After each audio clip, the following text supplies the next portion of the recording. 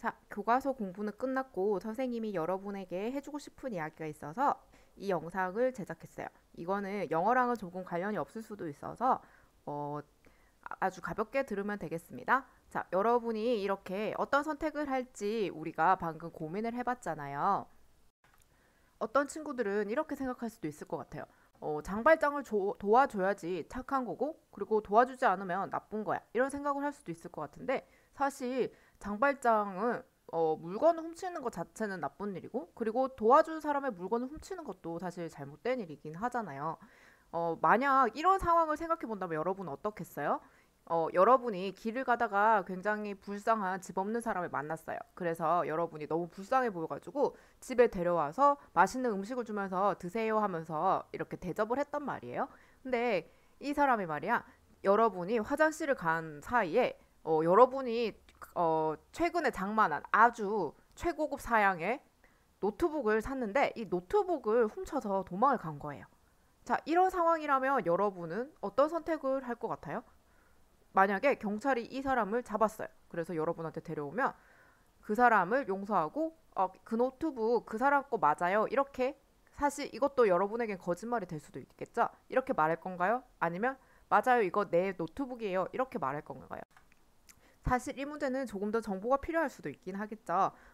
이 사람이 정말 장발장처럼 너무너무 가난해서 뭐 가족들을 밥을 못 먹고 있어가지고 그걸 팔아서 밥을 먹이려고 했다. 그렇게 약간 착한 의도가 있었다면 여러분이 이렇게 눈을 감아줄 수도 있을 것 같고 아니면 그냥 다른 데 돈을 쓰려고 했으면 용서를 할 수 없을 것 같기도 하고 뭐 이런 정보들이 필요하겠지만 어쨌든 이런 문제들은 완벽한 선과 악으로 나뉘어지는 그런 문제가 아니죠. 자, 그래서 선택하기가 굉장히 어려워요. 이런 문제를 딜레마라고 합니다.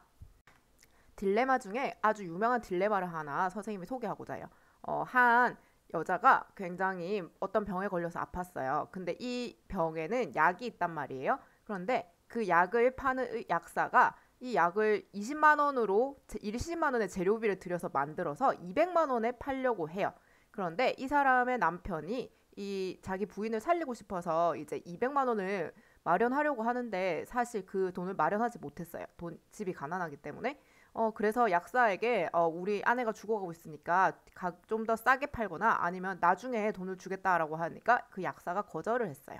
그렇다면 이 사람이 그래서 이 약사의 연구실에 침입해서 약을 훔치려고 하는데 그러면 여러분은 어떻게 생각하나요? 이 사람이 약을 훔쳐도 된다고 생각하나요? 그래도 약을 훔치는 행동은 잘못됐다고 생각하나요? 사실 이런 문제는 정답이 있는 문제가 아니에요. 사람마다 생각이 다를 수가 있고 그 생각마다 다 올바른 근거를 가지고 있을 수가 있기 때문에 누가 옳다, 그르다라고 말할 수 없는 문제이죠. 우리가 어릴 적에 보고 자랐던 동화에서는 선과 악이 매우 분명하게 드러났었어요. 하지만 실제 사회에서는 그렇게 선과 악이 분명하지 않습니다.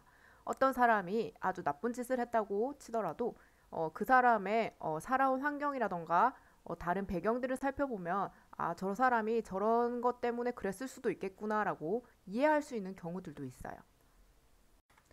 실제로 이 레미제라블 영화를 보면 장발장이 이제 땅을 한 덩이 훔쳐가지고 감옥에 가요. 그런데 계속 탈옥을 하다 보니까 땅 하나를 훔친 죄로 18년형을 살아요. 그리고 감옥에서 나온 이후에도 계속 이 자베르 경감에게 쫓기는 삶을 살게 되죠.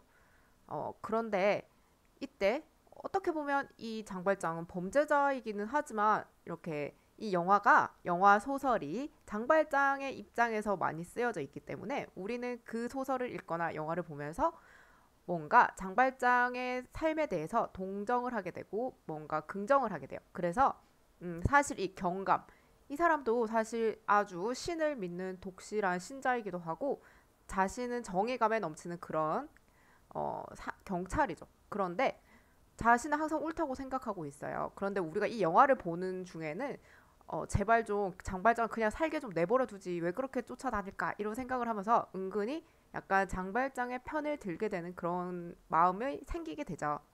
그렇지만 그렇다고 이 경감이 나쁘다고 말할 수 있을까요? 이 사람은 그 사회가 만들어 놓은 법을 철저하게 지키는 사람인데요. 선생님이 한 가지 사례를 더 소개해 줄게요. 자, 지금 이 사진에 나온 사람의 이름은 아이히만이라는 사람이에요. 자, 여러분도 알고 있는지 모르겠지만 예전에 1900년대 초반에 독일에서 아주 슬픈 일이 일어났죠. 자, 홀로코스트라고 해서 많은 유대인들이 죽임을 당했어요. 자, 그때는 히틀러가 이끄는 나치의 시대였죠. 자, 그런데 여기 이 사람은 그 나치를 따르는 그런 사람인데요. 이 사람이 이제 기차에 가스실을 넣게 설계를 해서 그것을 통해서 아주 많은 사람들, 한 500만 명의 사람이라고 해요. 그렇게 많은 사람들이 죽었어요. 자, 그래서 이 사람이 이제 나치 시대가 끝나고 도망을 다니다가 다른 나라에 숨어 있는 거를 발견해서 잡았죠. 자, 그런데 사람들이 사실 이 재판 과정을 보고 깜짝 놀랐어요. 왜냐하면 사람들이 생각했을 때 그렇게 많은 사람을 죽게 만든 그런 사람은 엄청나게 나쁜 사람일 것이라고 그렇게 생각을 했거든요. 근데 사실 이 사람을 자꾸 만나보니까 집에서는 아주 가정적인 그런 아버지였고, 그리고 사실 법을 어긴 적도 없었어요. 그러면서 다른 사람의 말을 잘 듣는 그런 사람이었단 말이죠. 자, 그래서 이 재판을 보면서 사람들이 깜짝 놀랐죠. 그런 죄를 저지른 사람은 엄청나게 나쁜 사람일 것 같은데 왜 이렇게 평범한 사람이 그런 죄를 저지르는 걸까? 이 사람은 그렇게 말했어요. 잡힌 다음에 나는 위에서 시키는 대로 했을 뿐이에요. 나는 월급을 받으면서 사는 사람이기 때문에 그 월급을 주는 사람의 말을 듣는 것이 나는 정의라고 생각을 했고, 그 일을 하지 않는다면 그것이 바르지 않은 일이라고 생각했기 때문에 그런 일을 했습니다라고 얘기를 했습니다. 자, 그래서 이 사람의 말을 듣고 사실 사람들이 조금 설득을 당하기도 했어요. 진짜 그런가? 이 사람은 지금 착한 사람이고, 그리고 위에서 시키는 대로 했다는데, 그러면 나쁜 거 아닌 거 아니야? 이렇게 막 생각을 했단 말이에요. 그런데 이 사람은 한나 아렌트라고 유명한 철학자입니다. 이 사람 재판 받는 과정을 모두 지켜본 다음에 이 사람은 유죄라고 이 사람이 말했어요. 이 사람의 죄는 무엇이냐? 그러니까 생각하지 않은 잘못이라고 했어요. 이 사람이 하는 행동이 위에서 시키는 행동이든 주변에서 일어나는 일들에 대해서 이것이 옳은가 그른가 스스로 생각하지 않았다. 그것이 잘못이다라고 얘기를 한 거죠. 사실 이 사람이 살고 있던 시대, 주변 사람들은 모두 나치였고, 그렇게 유대인을 박해하고 죽이는 것이 아주 당연한 그런 사회에서 이 사람은 살았단 말이에요. 그래서 주변에 그런 일들이 일어나니까 이 사람은 그게 나쁜지조차 인식을 하지 못했어요. 그런데 이 사람이 말하길 그것에 대해서 이 사람이 스스로 양심에게 말해서 충분히 자신이 생각을 해봤다면 그것이 나쁜 것일 줄 알 수 있었을 것이다. 하지만 이 사람은 생각하지 않았다. 그래서 이 사람에겐 죄가 있다라고 이야기를 했다고 합니다. 자, 빅토르 위고가 이 레미제라블이라는 것은 우리말로 하면 불쌍한 사람들, 비참한 사람들 이런 뜻을 가진 그런 제목을 가지고 있는데요. 이 소설을 통해서 이야기하고자 하는 것도 앞에 있는 것과 좀 통하는 부분이 있어요.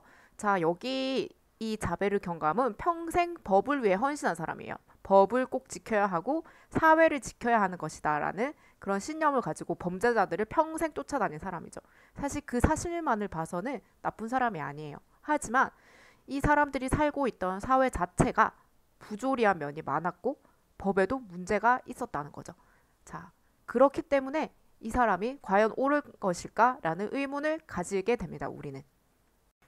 여러분은 장님 코끼리 만지듯이라는 말을 들어본 적이 있나요? 자, 장님들이 이렇게 코끼리를 만지고 있어요. 코끼리는 굉장히 크고 장님이 만질 수 있는 부분은 한정적이기 때문에 이 사람들은 눈을 감고 있기 때문에 이 전체를 볼 수가 없어요. 그리고 자기 자신이 만진 부분이 코끼리의 전체인 줄 알고 있죠. 사실 근데 우리도 마찬가지예요. 이 세상은 매우 크고 다양한 모습들이 있어요. 근데 우리가 그 모두를 알진 못해요. 그래서 우리가 보고 들은 것만이 모두 진짜라고 생각을 하고 살고 있죠. 그래서 다른 사람이 다른 말을 하면 그걸 잘 받아들이질 못해요. 우리는 내 말이 맞아 하면서 나의 생각만 주장을 하는 경향들이 있죠. 그렇지만 다른 사람은 나와 다른 모습을 본 것뿐이에요. 자, 멀리 돌아와서 선생님이 여러분에게 해주고 싶은 말은 이거예요. 세상은 매우 넓고 우리는 세상의 모든 면을 볼 수가 없어요. 그렇지만 우리는 아주 조그만 그런 부분만 보고 나는 맞고 너는 틀리다라는 생각을 보통 하고 있죠. 하지만 우리 모두는 세상의 다른 모습을 보고 있을 뿐이에요. 그래서 우리에게는 혹시 내 생각이 틀릴 수도 있고 저 사람 생각도 맞을 수도 있겠다라는 유연한 생각과 그리고 세상이 옳다고 하는 것이 진정 옳은 것인지 스스로 생각해 보는 것이 필요합니다. 오늘은 조금 어렵지만 중요한 이야기를 해보았어요. 여러분이 오늘 선생님이 얘기한 것에 대해서 스스로 많이 생각해 보는 기회를 가졌으면 좋겠습니다. 마지막으로 선생님이 좋은 책 한 권을 소개할게요. 정의란 무엇인가 라는 책인데요. 이 책을 보면 정말 여러분이 여러 사례를 통해서 어떤 것이 정의일까라고 생각을 많이 하게 될 거예요. 지금은 여러분이 읽기 조금 어려울지도 모르겠지만 천천히 읽게 된다면 여러분도 충분히 읽어낼 수 있을 거라고 생각합니다. 이 책을 읽고 많은 생각을 한 뒤에 여러분이 우리나라의 훌륭한 시민으로 자랐으면 좋겠습니다.